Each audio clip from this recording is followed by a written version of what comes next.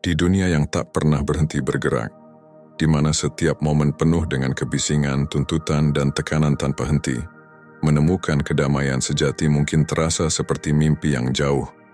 Tapi bagaimana jika saya katakan bahwa ketenangan tidak ditemukan dengan melarikan diri dari hidup Anda, tetapi dengan mengubah cara Anda menjalani hidup?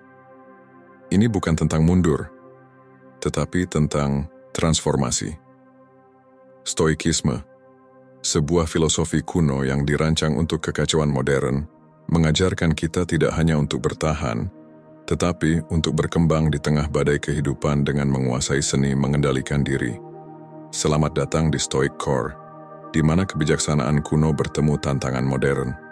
Jika Anda siap untuk merangkul strategi stoik yang akan memberdayakan Anda untuk melintasi gelombang kehidupan dengan anggun dan tangguh, Anda berada di tempat yang tepat.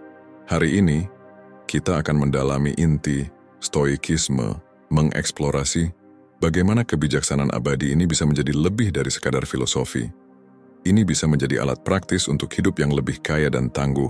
Jadi jika Anda ingin mengubah tantangan menjadi peluang dan mengembangkan ketenangan yang bertahan lama, tetaplah bersama kami. Bersama-sama kita akan membuka rahasia stoikisme dan menemukan bagaimana memanfaatkan kekuatannya setiap hari. Bergabunglah dengan saya dalam merangkul kehidupan, di mana setiap rintangan menjadi batu loncatan menuju pertumbuhan pribadi dan kepuasan. Jika Anda menghargai apa yang kami lakukan di sini dan ingin mendukung perjalanan ini ke dalam stoikisme, satu permintaan sederhana dari saya adalah tekan tombol subscribe dan jangan lewatkan bagian dari video ini. Kami telah mengemasnya dengan wawasan yang terungkap langkah demi langkah. Masing-masing membangun yang sebelumnya untuk mengubah pemahaman dan hidup Anda.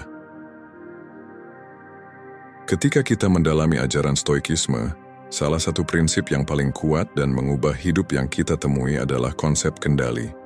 Menarik bagaimana filosofi kuno ini, yang berkembang lebih dari 2 milenium lalu, memberikan kita alat yang sangat penting untuk kehidupan modern yang sibuk.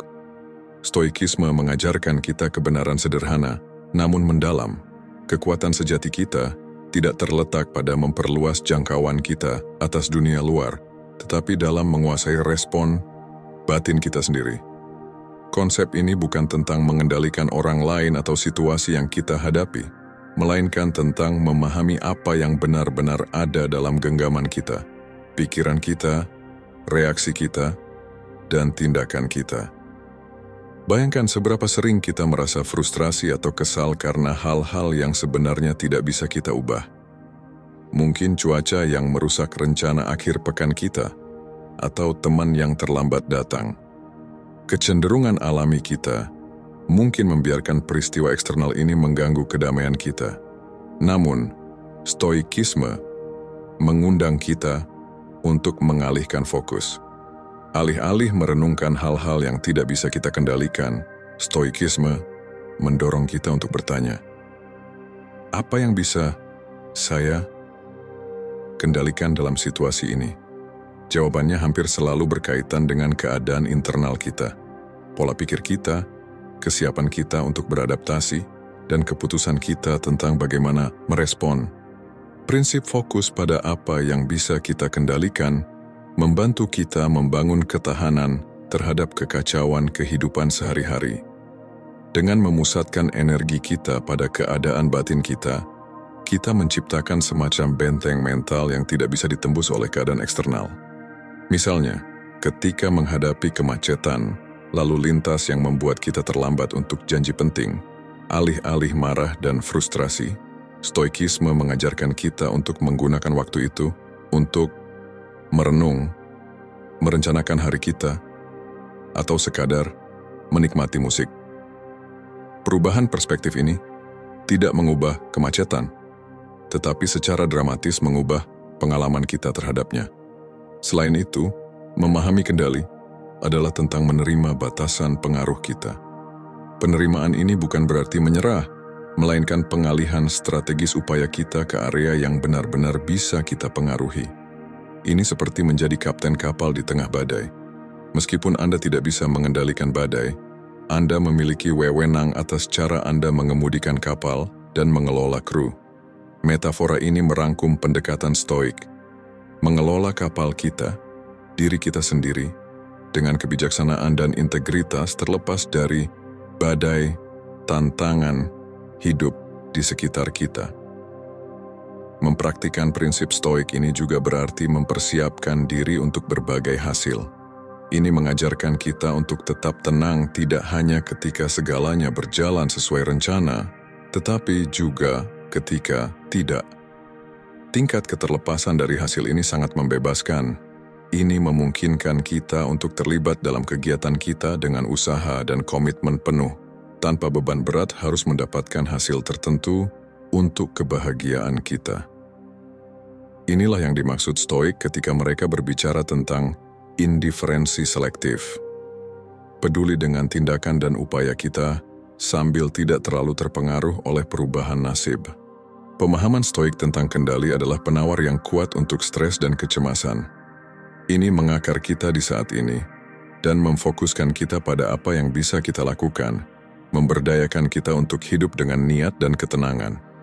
Dengan menginternalisasi pelajaran ini, kita tidak hanya mengatasi ketidakpastian hidup, tetapi kita berkembang di dalamnya.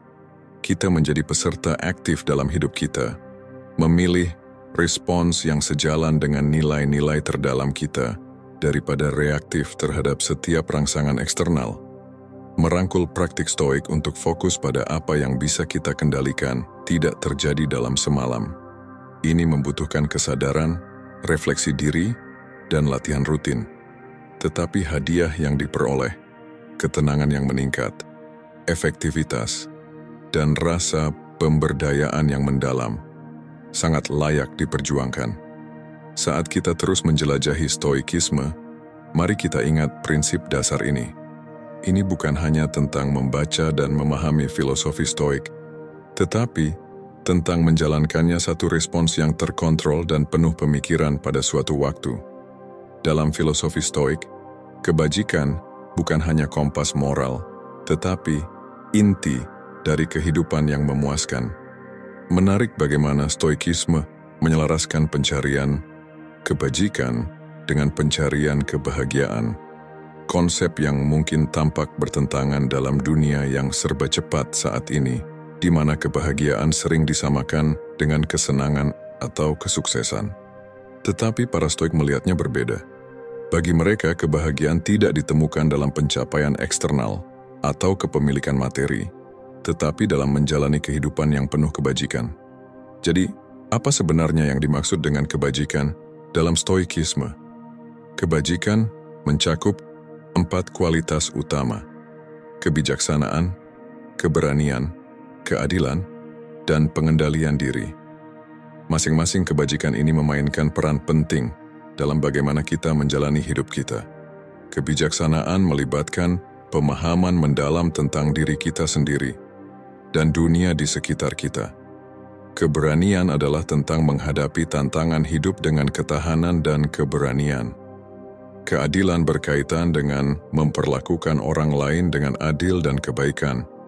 Dan pengendalian diri adalah seni mengendalikan diri dan moderasi. Bersama-sama, kebajikan ini membentuk ideal stoik tentang kehidupan yang baik. Pencarian kebahagiaan melalui kebajikan dalam stoikisme secara fundamental berbeda dari kesenangan yang sering kita kejar. Stoikisme mengajarkan kita bahwa kebahagiaan sejati adalah keadaan kedamaian batin dan kepuasan yang datang dari mengetahui bahwa kita telah hidup dengan baik sesuai dengan prinsip kita sendiri. Kebahagiaan jenis ini stabil dan abadi. Itu tidak menguap ketika kondisi eksternal berubah karena didasarkan bukan pada apa yang terjadi pada kita, tetapi pada bagaimana kita memilih untuk merespons. Pendekatan ini terhadap kebahagiaan sangat memberdayakan. Ini menunjukkan bahwa terlepas dari keadaan eksternal kita memiliki kapasitas untuk mengembangkan kebahagiaan dalam diri kita sendiri dengan mengembangkan kualitas kebajikan. Pikirkan tentang implikasinya. Ini berarti bahwa kesejahteraan emosional dan psikologis kita tidak harus bergantung pada lingkungan atau situasi kita yang seringkali di luar kendali kita. Sebaliknya, kebahagiaan menjadi sesuatu yang kita bangun secara aktif melalui pilihan dan tindakan kita. Mempraktikkan kebajikan stoik juga berarti berusaha menjadi lebih baik setiap hari. Ini tentang pertumbuhan pribadi dan perbaikan diri. Misalnya, ketika kita mempraktikkan pengendalian diri, kita belajar untuk menahan diri dari dorongan yang mungkin mengarah pada kelebihan atau kerugian. Ketika kita mempraktikkan keadilan, kita memberikan kontribusi positif kepada komunitas kita, mempromosikan rasa kebajikan dan dukungan. Setiap tindakan kebajikan tidak hanya meningkatkan hidup kita sendiri, tetapi juga menyentuh kehidupan orang lain di sekitar kita, menciptakan efek riak yang positif. Selain itu, hubungan antara kebajikan dan kebahagiaan dalam stoikisme mengajarkan kita tentang pentingnya menyelaraskan tindakan kita dengan nilai-nilai kita. Dalam dunia di mana kita sering ditarik ke berbagai arah oleh keinginan dan tekanan yang bertentangan, memiliki kompas moral yang kuat dapat memberikan kejelasan dan arah. Ini membantu kita membuat keputusan yang tidak hanya memberikan kepuasan sesaat, tetapi juga memberikan makna dan tujuan jangka panjang. Namun, menerapkan kebajikan stoik dalam kehidupan sehari-hari bukan tanpa tantangan. Ini membutuhkan kesadaran diri yang konstan, refleksi, dan tekad untuk bertindak selaras dengan prinsip-prinsip kita. Tapi inilah intinya. Kebahagiaan sejati bukan tentang mengambil jalan pintas atau mencari kesenangan cepat. Ini adalah tentang perjalanan pertumbuhan pribadi dan integritas, di mana setiap langkah yang kita ambil menuju kehidupan yang penuh kebajikan membawa kita lebih dekat ke kebahagiaan sejati dan abadi. Saat kita merangkul ajaran stoikisme dan berusaha menghidupi kebajikan, kita membangun fondasi kokoh untuk kebahagiaan sejati. Ini adalah perjalanan yang mendalam dan mengubah hidup yang tidak hanya memperkaya hidup kita, tetapi juga dunia di sekitar kita. Teruslah bersama kami dalam eksplorasi stoikisme ini saat kita menggali lebih dalam ke kebijaksanaan yang dapat membantu kita menjalani kehidupan yang lebih bermakna, penuh kebajikan, dan bahagia. Terima kasih telah menonton. Saya harap Anda menemukan wawasan ini bermanfaat. Jika Anda menyukai konten ini dan ingin mendukung lebih banyak diskusi mendalam seperti ini, mohon tekan tombol suka dan subscribe. Jangan ragu untuk membagikan pemikiran Anda di komentar di bawah dan bergabunglah dengan komunitas kami dalam perjalanan menuju hidup yang lebih baik melalui stoikisme. Sampai jumpa di video berikutnya.